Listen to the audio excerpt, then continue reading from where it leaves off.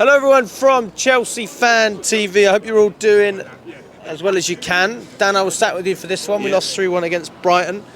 What's your take on what you've seen? I'm just incredibly disappointed that it turned out like that. I actually thought first half we were pretty much in control. We felt pretty comfortable, pretty relaxed going in. I felt like maybe a kick up the backside was needed at half time just to liven us up a little bit, but I didn't ever feel threatened by Brighton at all. To lose it in the manner that we did and for the game to go that far out of our control I can't believe that situation arised again so close to a game that just did that at Manchester United, right? I just can't believe the squad didn't learn from that, and I think that's where we've spoken about experience being added into this team.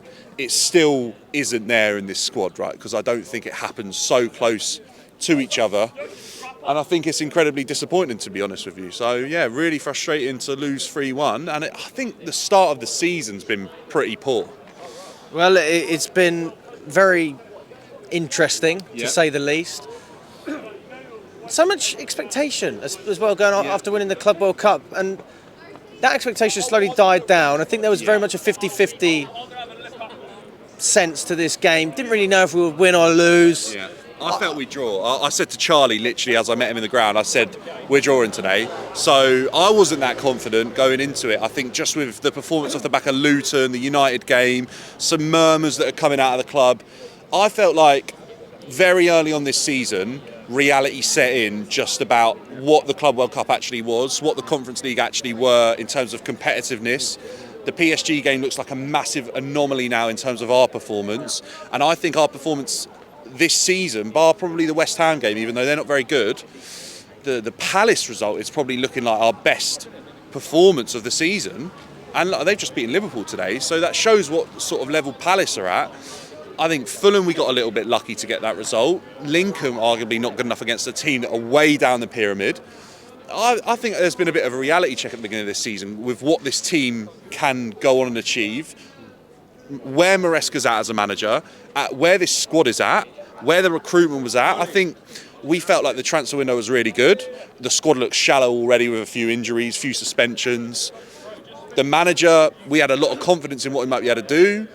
People are starting to question, is his mentality right? Is he cowardly in some of his substitutions? Is he fearful of what a team might do to him when we're down to 10 men at home? When, you can go and win a game or get a draw out of a game with 10 men on the pitch. We've seen other teams do it. So a little bit frustrating. And I can't say I'm surprised. I didn't get too overexcited after that PSG game at the Club World Cup, to be honest with you. So I can't say I'm shocked, because I think the squad was obviously still not built how it should be. But I'm frustrated in the sense of how the season's gone and the points we've picked up. You look at the table, it's disappointing. I haven't even checked, mate. I don't want to know. And it's like looking at your bank statement after a night out. Yeah, you don't even want to know. You just hope there's still a couple of zeros there, right? Just to keep you bumped up a bit. All I see is zeros, Dan. Yeah, and no other digits. But really frustrating. And I think we said it, didn't we? Like that was arguably a chance for Maresca to prove to the fan base that he'd learnt from his mistakes against Manchester United. Has he done that? I don't know. I felt like he wasn't as drastic to jump to a defensive solution, but as soon as they'd equalised, he went with Lavia and Badashile, which was probably substitutions that would kill the crowd. You turned around to me and said... It did. It did. It killed the crowd. You just heard the groans. I think the biggest frustration for me, going down to 10 men, and we said this, is as soon as you do that, you need to have runners on the pitch. You need to have your Netos, your Estevals. If not, you're bringing on your legs in Garnacho, Jamie Gittins, Tyreek George, just to help João Pedro, just to help get the team a little bit further up the pitch. And I think he took those players... he took that opportunity away from those players at Manchester United. Could have given them more of an opportunity today in Neto. And I understand he's trying to obviously protect these players a little bit. But the substitutions could be made to just keep it the same. 1-1 draw at home to Brighton feels like a loss. That point is so invaluable at this stage of the season. I'd rather him risk it and go for the win. And I feel like taking those players off, the team doesn't believe or doesn't feel from the manager that he wants to go and win that game. It's interesting you talk about protecting the players. That's not his job. His job is, his job is to win football matches. And Yes. I agree with you. You've got to protect players. I mean, he's been good at that to an extent last season. Yeah. Playing 2-11s in the Conference League, and then in the Premier League is one thing. Can't do that this season. No, so definitely not. this Agreed. is a totally new experience for Maresca at this level, having to deal with all these injuries or potential injuries. Yes. And I just think that you've got to put the results first, mate. You've got to put the results first. You do, and then that's where the sporting director's role comes in, doesn't it? That they give him the best squad possible, and that's where the murmurs are coming from that he's not entirely happy. It's difficult, isn't it? I think you do have to have an eye on what have to have an eye on what fixtures are. The light. You have to have an eye on what fixtures are coming up, what players are going to be useful in those fixtures, and if you're in a position to do so, then you can bring them off. But I think, like you said, 3 points in the Premier League is far more valuable than anything else really at this stage in the season, because we're starting to drift from the pack. I mean, Liverpool obviously losing to Palace, it sort of shortens that lead a little bit, but we're miles off that already, and it's going to be an incredible climb. That's not what you need at this time of the season. We should be excited about what's on the horizon for us this season, and I think to lose that so early on, injuries haven't helped, and performances haven't helped, and players letting us down haven't helped. It's just not a great position to be in, is it? It applies unnecessary pressure to Maresca, puts the question back on the board, did they do enough? Are they the right people for the job in terms of a number of different positions?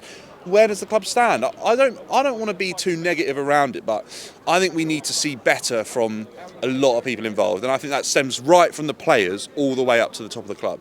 Yeah, I mean, well, it all comes from the top ultimately. Any business, any organisation, but if you don't have workers, whatever you want to call it, in this case players, management that are capable of performing to a level, then it doesn't matter what support you get. Yeah, but then, like you say, a player letting the team down and the fans down, that's almost an uncontrollable event, isn't it, for Maresca to manage? Because as much as, like we were saying, he could prepare for being 10 men down, you ultimately don't know when that situation is ever going to arise. You don't know who's going to make the mistake, and I think it just highlights more and more that the experience required to go and win Premier League titles. I think Carragher made the statement a few weeks ago, and he took a bit of a hit from Chelsea fans. I couldn't have agreed with him more, to be honest with you. I really do think he was on the money. I think there's probably a Liverpool bias that comes with it, and it's a little bit aggressive in the way that he says it. But I think he's pretty much accurate with what he's saying. Point people that haven't heard what he said. Yeah, Carragher basically said that Chelsea have won Mickey Mouse trophies, that we haven't really built out a squad that's good enough, and it won't be good enough to go and win the Premier League. And I don't think he's wrong. I just don't think it's what Chelsea fans want to hear at the moment. But I think the reality check is there so far this season that this team probably isn't good enough to go and win the biggest trophies. And as much as the Club World Cup feels like a big achievement, I think it was a shock for us as Chelsea fans. I don't think we ever expected that we'd win that. I don't think it's as measurable in achievement as a Champions League or a Premier League would be, or a consistent run of results. And I mean, the start of this season has been really disappointing, though. Really disappointing, hasn't it? When you actually think about the teams that we've played against, we've not had many big tests, and we've struggled. It's not a great place to be in. Whether or not it is down to red cards, down to managerial choices, I'm not entirely sure. I think there's a bit of both, but it is disappointing. I don't want to get too negative on it, but it's frustrating to see. A lot of it's self-inflicted. Yeah. That's where we're really frustrated. So what if we had 11 players on the pitch? Exactly. Then I think you see players, and I'm not saying they're going to win you the game, but you see players like Neto and Esteval given the full 90, or you see players like Gittins, Garnacho given a chance to come off the bench. You see more opportunity for the team to be expressive.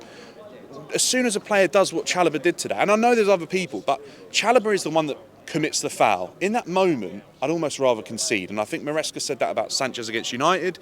Concede, we can fix the problem, we can address it, we can bring people off the bench. You get a player sent off in that situation, for Maresca, it definitely limits his hand.